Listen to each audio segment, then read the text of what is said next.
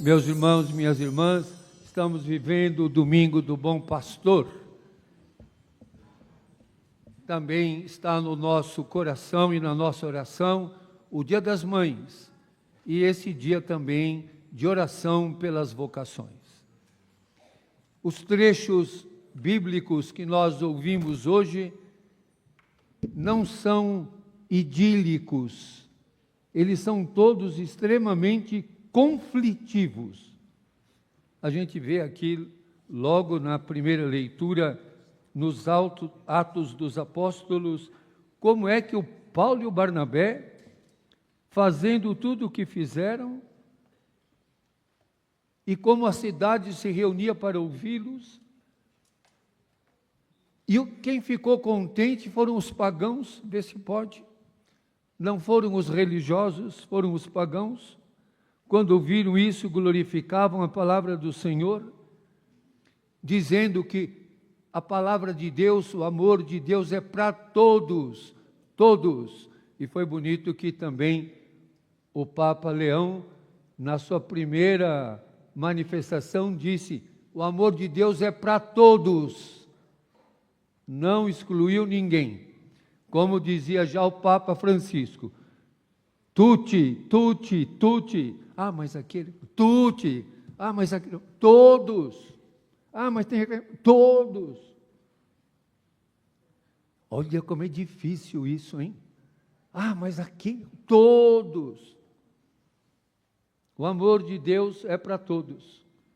E quando aconteceu isso, vê como isso é difícil. Parece tão simples e é tão desafiador. Tanto que o Paulo e Barnabé foram expulsos desse território. E quem os expulsou? Mulheres ricas e religiosas, assim como homens influentes. Meu Deus do céu, era o pessoal do Vigia Jerusalém. Aqui tinha o Vigia Antioquia, o Vigia Pérgia, tinha vigia em todo lugar. E quem expulsou? É interessante, olha. Mulheres ricas e religiosas.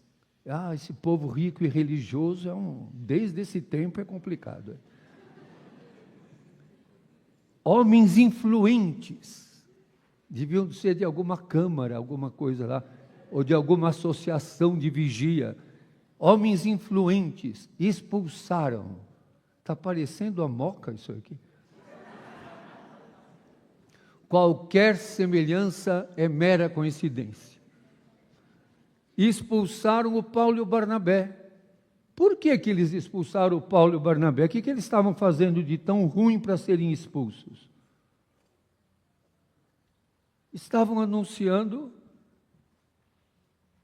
que o amor de Deus é para todos. E não rejeitar os pagãos, não rejeitar os indesejáveis, os que eram desconsiderados, porque Deus é luz para todos, que leva à salvação. E aí, esses pagãos que eram indesejáveis ficaram muito felizes, porque eles não estavam sendo rejeitados. Mas as senhoras ricas, o pessoal de bem, é muito parecido, né, com o que a gente vê acontecer hoje. Influentes provocaram uma perseguição contra Paulo e Barnabé e expulsaram-nos. É impressionante, né? E os apóstolos tiveram que sacudir contra eles os pés, a poeira dos pés, e foram para a cidade de Icônio. Não é que vai dar certo, não, vai dar confusão, vai ter confusão sem parar. Porque não se aceita que a mensagem de Deus, o amor de Deus é para todos. Tão simples isso, não é? Tão simples, mas tão complicado. Porque se o amor de Deus é para todos, ninguém tem que passar fome. Se o amor de Deus é para todos, todos têm que ter onde morar, tem que ter como se aquecer, Como você vai dizer para as crianças da Palestina que elas são amadas por Deus? Ah, mas elas não acreditam no Deus cristão, mas acreditam no Deus deles. Como vai dizer que o Deus muçulmano, que Alá, é compassivo e misericordioso, e eles estão sendo mortos por outros que fazem isso também em nome de Deus? Como dizer para o povo que come lixo aqui no Brasil, em São Paulo, que eles são amados de Deus? Que amor que não muda a vida. É a mesma coisa que a mãe dizer: eu amo tanto meu filho, e não o alimenta, e deixa ele morrer de fome. E na própria Bíblia diz, no livro do profeta Isaías: ainda que a tua mãe te abandonasse, eu vou cuidar de você, eu jamais te abandonarei, porque o teu nome está escrito na palma da minha mão. É um exemplo para dizer bem absurdo: a mãe não vai abandonar o filho, mas se ainda abandonar, Deus não nos abandona. E se o amor de Deus é para todos, vejam que os pagãos ficaram muito contentes quando ouviram isso e glorificavam a palavra do Senhor. Mas os influentes, as senhoras ricas e religiosas, elas não eram só ricas, elas eram ricas e religiosas, deviam de ter. É que naquele tempo não tinha terço, mas se tivesse, elas estariam com um terço de pérolas cultivadas, rezando, e depois, instigadas, iriam participar da expulsão do Paulo e do Barnabé. Olha, o Paulo e o Barnabé que abram o olho, porque se eles vierem aqui na Moca, não vai durar muito também. E eles serão expulsos. Pior que se for para o Belém, vão ser expulsos do Belém também. Se for para o Tatuapé, vão ser expulsos do Tatuapé. Eles vão ter que parar lá na Praça dos Caminhoneiros, na Zona Norte. E nós temos que pensar isso. Por que nos incomoda um amor que seja para todos? E um amor que não seja só de palavras? E como diz a leitura do livro do Apocalipse, é uma multidão imensa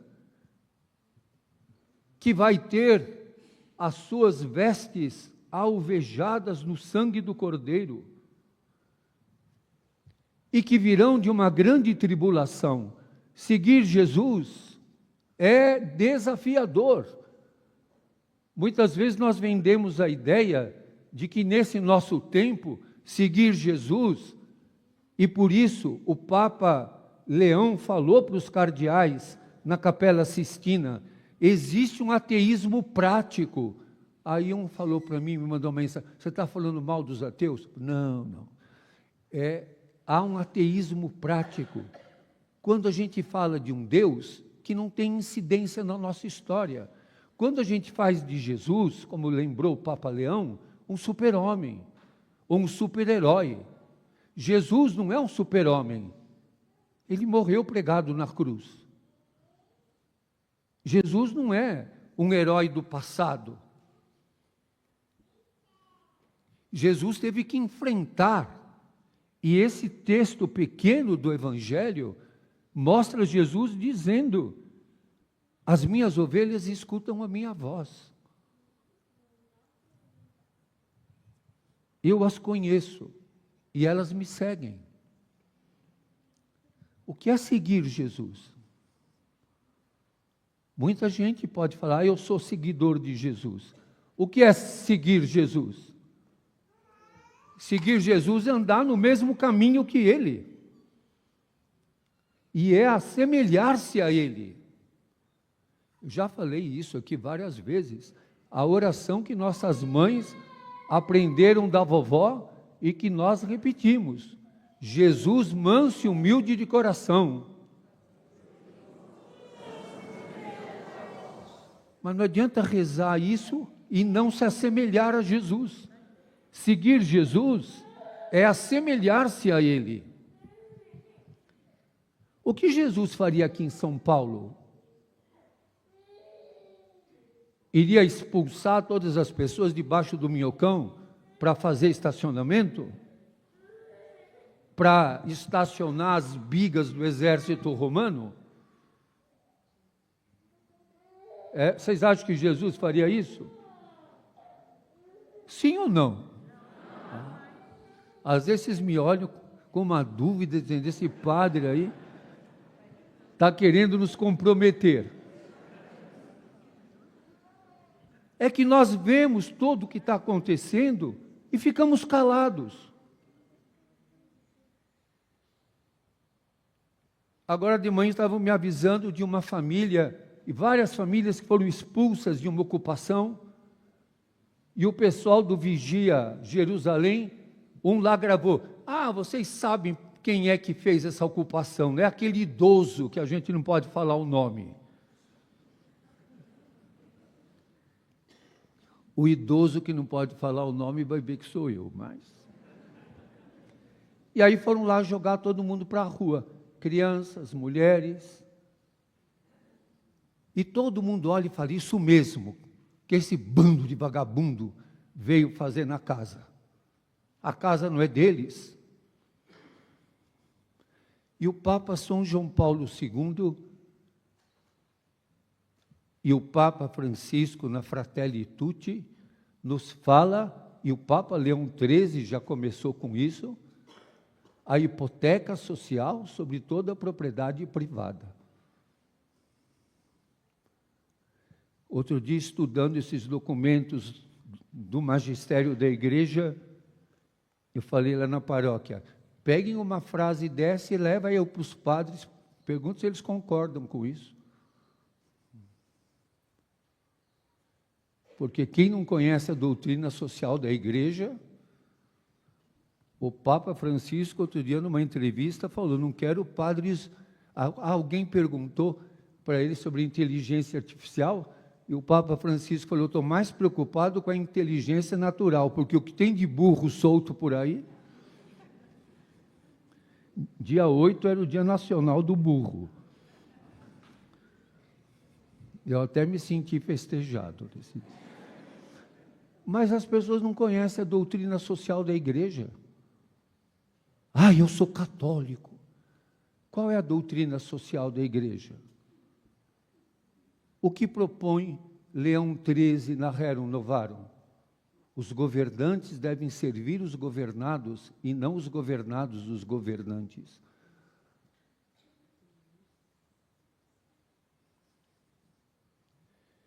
Nós temos que levar a sério a nossa religião e a nossa fé, para poder escutar a voz do pastor. Para escutar a voz do pastor. Eu dou-lhes vida eterna, isto é, vida definitiva, vida que não se destrói, e eles jamais a perderão. Ninguém vai arrancá-los das minhas mãos. Jesus não abre mão dos seus filhos, dos seus irmãos, dos que sofrem. Meu Pai me deu essas ovelhas. E Jesus vai dizer, e ninguém pode arrebatá-las da mão do Pai. E Jesus faz uma declaração bombástica, eu e o Pai somos um. Um é Deus, é o uno. O um é Deus. Jesus aqui se declara Deus. E nós ouvimos faz poucos dias a leitura dos Atos dos Apóstolos, dizendo antes obedecer a Deus do que aos homens. Mas parece que nós estamos obedecendo mais à ordem injusta. A ordem injusta todo mundo obedece. A ordem que é, no fundo, a desordem, porque joga as pessoas nas ruas, joga as pessoas na fome, joga as pessoas no abandono, joga as pessoas no frio, no abandono, no esquecimento. Celebrar Jesus, o bom pastor, é muito sério. Não é uma coisa bonitinha, que bonitinho, vamos desenhar uns carneirinhos no pasto, verdinho, e Jesus lá caminhando com eles. Jesus, o bom pastor, por isso está sendo tão bonita aquela imagem que estão trazendo do Peru, de Chiclayo, onde o Papa Leão era bispo, no meio da enchente, partilhando comida com os atingidos pela enchente. É bonito vê-lo andando nas costas de um asno, de um burrinho, indo visitar o povo. O bom pastor está junto das suas ovelhas, como pediu o Papa Francisco, com cheiro das ovelhas, capaz de enfrentar os desafios, as dificuldades de cada dia. Meus irmãos, minhas irmãs, o amor de Deus é tão forte, é tão simples vivê-lo, se a gente tiver coragem de enfrentar as dificuldades, de enfrentar os desafios. Que este momento da história que nós estamos vivendo nos faça mais generosos, afetuosos, compassivos e misericordiosos. Amém.